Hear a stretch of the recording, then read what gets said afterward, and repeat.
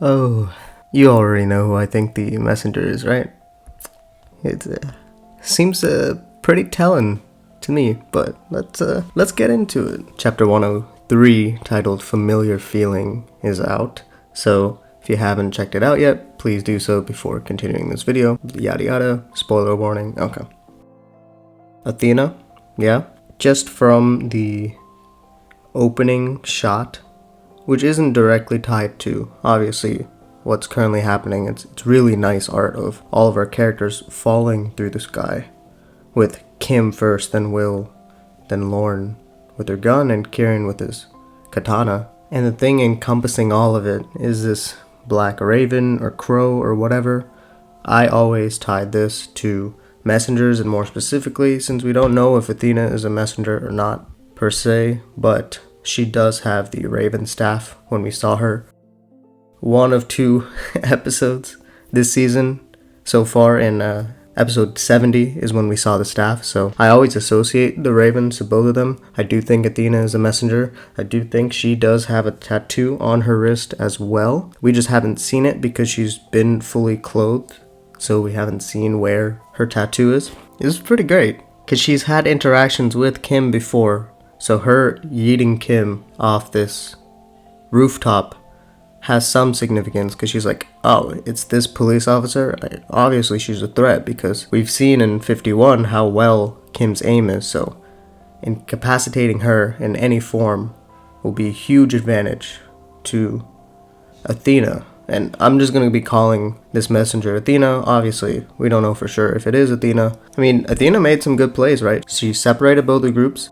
I didn't think she would actually go for Lauren, but I guess she saw that Lauren got injured because she targeted that arm, or it's pretty obvious to see that blood is leaking from, was it left? Yeah, her left shoulder or left arm, so she targeted that. I don't know how Kim actually got up. It really looked like her leg was crushed under there. The impact panel was really nice to show her frustration. Maybe that gave enough adrenaline for her to move out of it.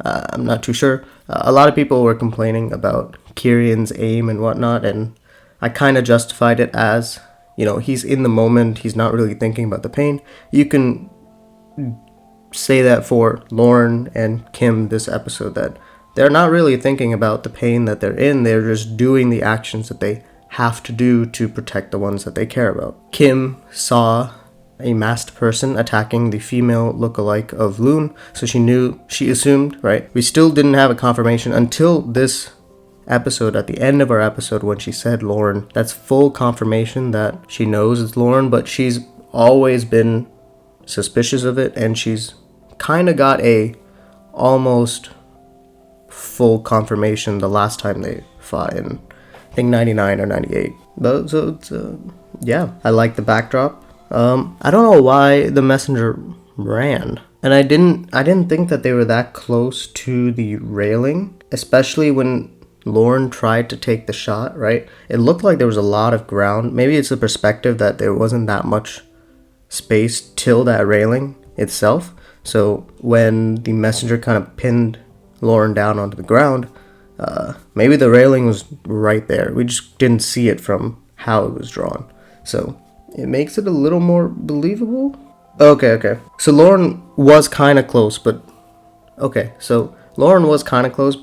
this shot where Kim goes to swing in the bat, we can see the railing there, so it is more in my first read through of it, I was like, how did Kim get launched from, not the middle, but away from the railing? But here you can kind of see, the messenger's probably two foot lengths away from it.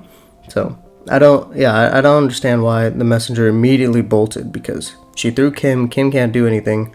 Lauren is injured. If the messenger just pinned Lauren down, Kim would have died, right? There's no one to save her, or Kim would have been grabbing onto the railing, and again, no one would save her. So I don't understand why our Athena ran, but it's okay, because it leads to this amazing interaction with Kim and Lauren, who, similar to our deal, but in this case, it's not a deal, it's their hands touching and slipping, but still covered in blood because Lauren uses her broken, injured arm to make sure that Kim doesn't, fall to her death, which is awesome. I was very, I didn't want Kim to die.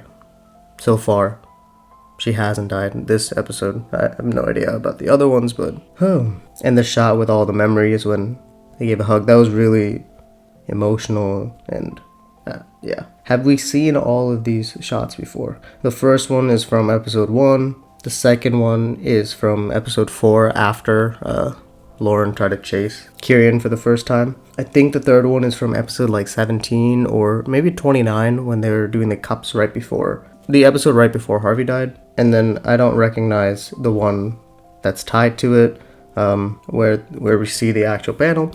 The next one is the flashback that we saw when Kim jumped into the window for the first time that they met in the archives. A lot of moments. There's a lot of care. We know how close they are.